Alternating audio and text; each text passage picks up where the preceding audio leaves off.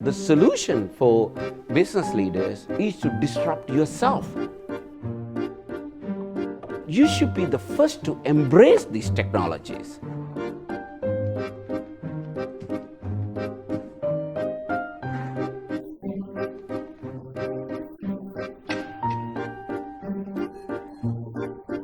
Is very helpful as an academic when you step back and you look at patterns after they've happened. But at least it provides some sort of courage for us to make the change.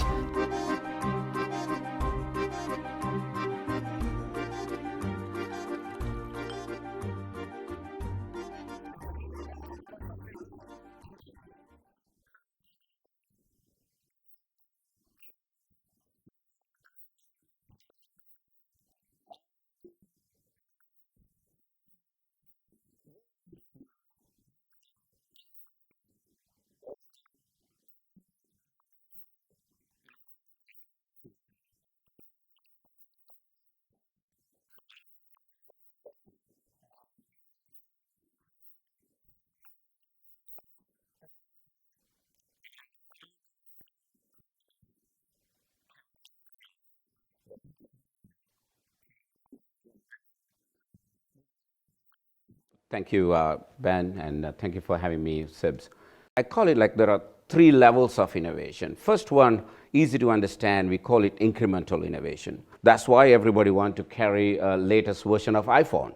But many people don't know the difference between iPhone 13 and 14, but they want to have 14. So what ultimately doing is we are increasing the product life cycle, we're coming up with a little bit better version. So that's the first level of innovation, the incremental. Second level is what I call the efficiency innovation, which is taking the cost out of the system. So you need to make sure that everything we do in a way that there is no waste. So then the third category of innovation is the disruptive innovation.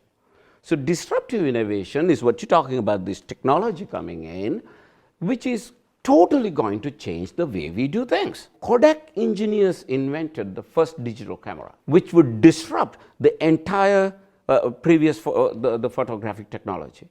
And management response is, don't tell anybody. Don't tell anybody. Because if we release digital camera, it's going to kill our business. Because we're not going to sell the papers and the chemicals. But imagine the mindset goes in. Because you think if you hide this, nobody will learn it. But other companies are going to learn this anyway. So therefore, the solution for business leaders is to disrupt yourself. You need to disrupt yourself before someone else come and disrupt you. Right? Yeah. Then you are the winner. So I think the things like ChatGPT, I mean, you should be the first to embrace these technologies. How do you provide products and services to your customers? It's time for us to embrace these technologies and do things better on how we do things before someone else disrupts us.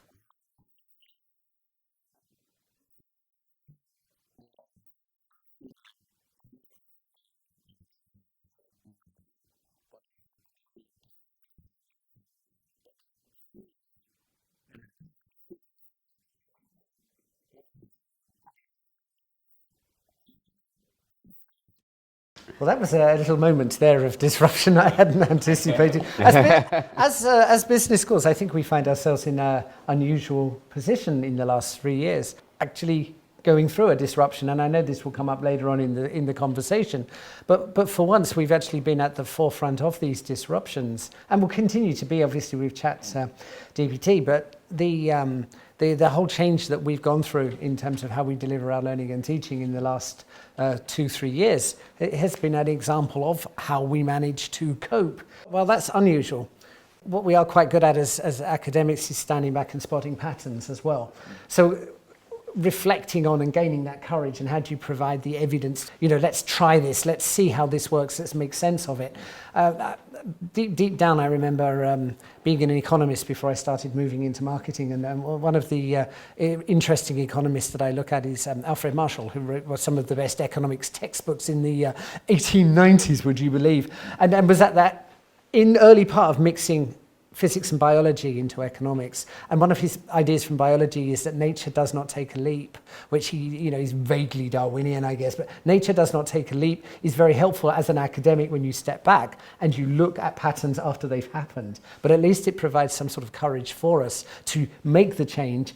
140 years ago, Professor Warren Johnson was teaching in university, and he wanted to adjust the temperature in the classroom, so room temperature in the classroom. So he invented thermostat. Before that, there was no thermostat to control the temperature. And then he built a company called Johnson Controls. And imagine the Johnson Controls history that started with inventing thermostat. Everyone today talking about decarbonization and sustainability. 40% of carbon emissions are coming from the buildings.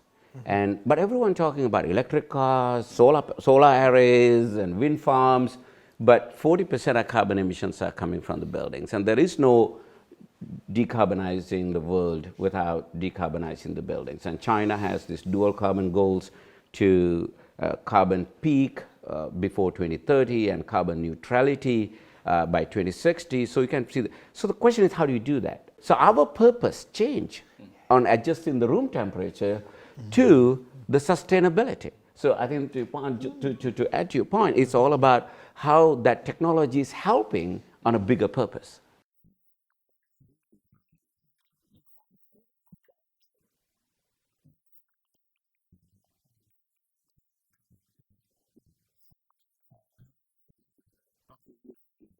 I think many companies, let's say for example, you are polluting the environment on your factory waste.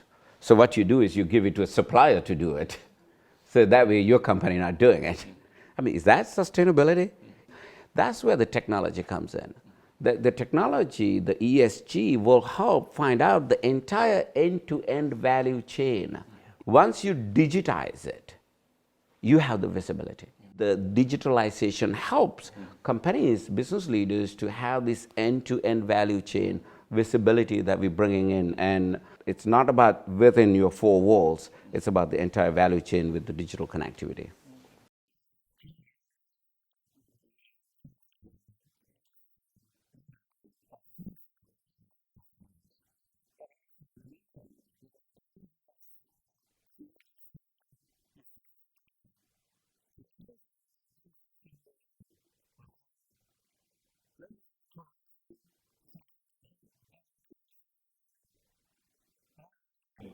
held by the human.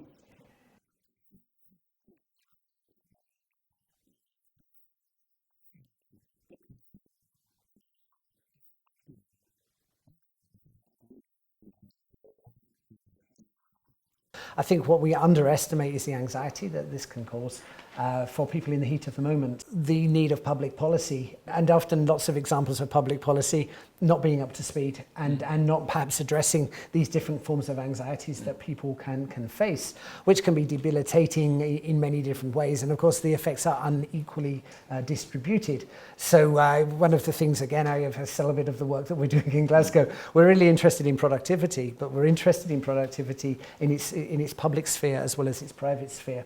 So I think if we're looking at questions of the different productivity challenges that we face, quite often we underestimate the impact of social wealth and social well-being and public health around some of these questions that people face. Jobs are going to require different level of skills. Some jobs are going to get eliminated. I don't think we should do jobs that a machine can do. Why do you want to do a job that a machine can do anyway? You're never going to be as good as a machine. Because machine doesn't have feelings. Machine doesn't complain they are tired. Why my peers are getting more salary than me? Why my boss loves someone else than me? My family problem, this problem. So nobody will hire you if what you're going to do is the same job a machine can do. Then the challenge, what we need to teach the future generation is to continuously learn, upgrade your skill sets, but creating a vision, working with the team to make that vision achieved. I mean, these are hard goals that only humans can do.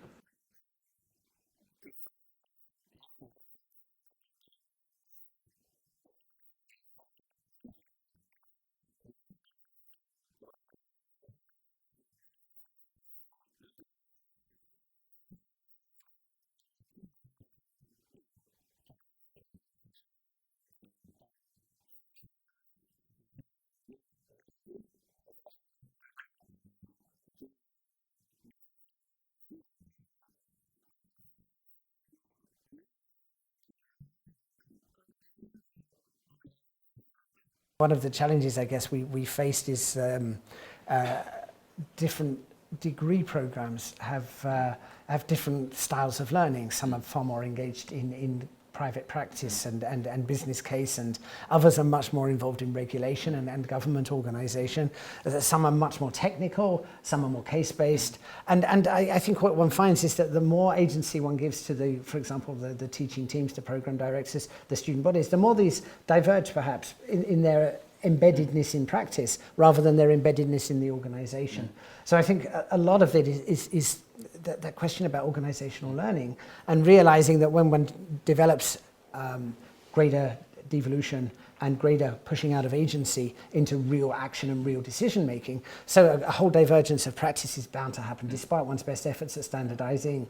So how does one learn from that, and how does one really provide time in people's lives, for example, by generating newsletters, then we can reflect more about being a genuinely learning organisation, because we've generated lots and lots of trials and experiments that we need to capture.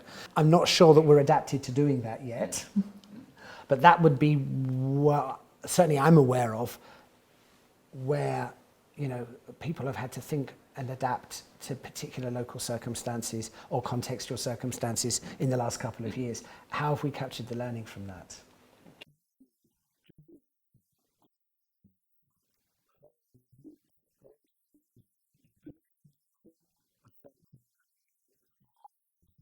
I think every company, every CEO pretty much said when the pandemic started, workplaces will never be the same again. People will not come to work. People are going to stay at home with the pajama pants and the shirts on top, because only see the top half on Teams and Zooms, right? So that's going to be the working style. But every CEO, if you talk to today, they realize they were wrong. Because human beings are social animals. We're social animals.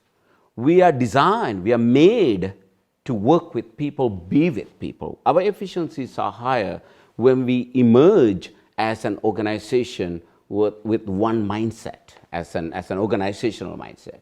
Where does the organizational mindset happen? Not in the boardroom, not in the meeting room. That's what happens when you have lunch with your people, when you have coffee corner talks. That's when you're building the bonds which ultimately create the culture of an organization. Discussions you had yesterday and this morning we were having tea together, how can you replace that? That's where we talk things off camera, right? The real friendly human bonding way, that's where the creativity comes in. That's where the innovation comes in. So yes, we need to learn how to work with people. If you want smart people in your team, because the smart people are not easy to work with. But they don't listen. Okay. Smart people don't listen to you because they have better ideas, right? And imagine you have 10 smart people, right? How do you put together? That's a challenge, and that's what we need to learn. Three of us are a team here.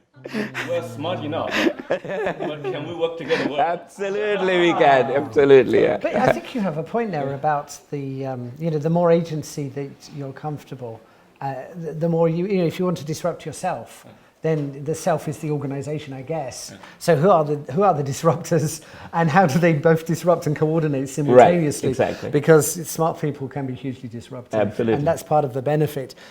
So again, how do we learn when obviously we've had a lot of discussion recently brought on by the pandemic again, of different working environments, and also how one copes with neurotypicality and neurodiversion. And we know that diverse teams are far better and far more helpful, and they also create more trust and engagement with an organization if people can have a sense that whatever these leadership roles are, if they are leadership roles or action areas or agency areas, there's going to be lots of different ways of doing these. Mm-hmm.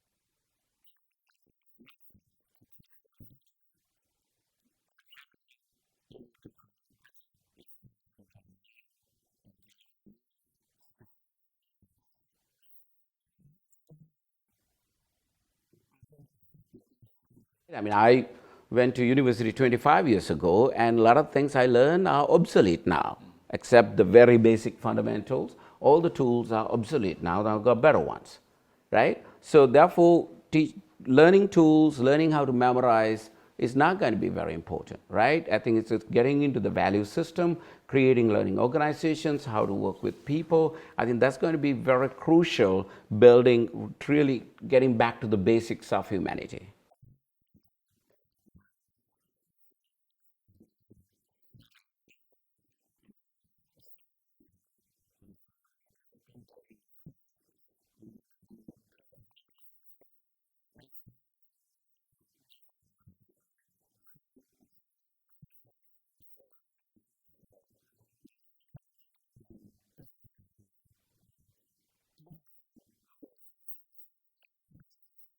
Experience sharing is important.